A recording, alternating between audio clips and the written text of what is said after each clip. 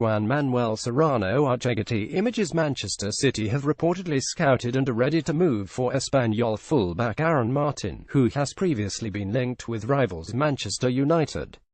According to ESPN FC's Peter O'Rourke, the citizens watched the Spaniard in the 10-win over Real Betis, and manager Pep Guardiola is now ready to make a transfer happen in January.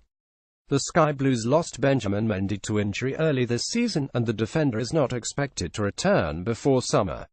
City are in excellent form and need to capitalise, and the club is expected to add to its options in January. David Ramos Getty Images United could also use help at the left-back position, where Luke Shaw hasn't panned out. The likes of Ashley Young and Daley Blind are better fits elsewhere. Martin is the latest in a long line of brilliant fullback prospects from Spain and is currently a member of the under-21 national team, as well as the Catalan team. The 20-year-old is something of a throwback, standing out for his defensive ability and willingness to get his hands dirty. He's a solid athlete who can swing in good crosses, but unlike many modern fullbacks, he doesn't register a lot of assists. Here's a look at some of his highlights. The fullback position was an area of weakness for the citizens entering the summer, and while Guardiola thought to have fixed it by adding Mendy, the latter's injury once again forced the team to look for a solution. Fabian Delph has filled in admirably so far, but the Sky Blues need a specialist.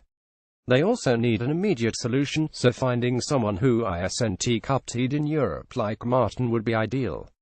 Dennis Doyle Getty Image ESPN FC's Rob Dawson previously reported on United's interest in the player and noted his €40 million buyout clause, roughly £35.5 million, a fee that would be very steep for a young player with limited exposure.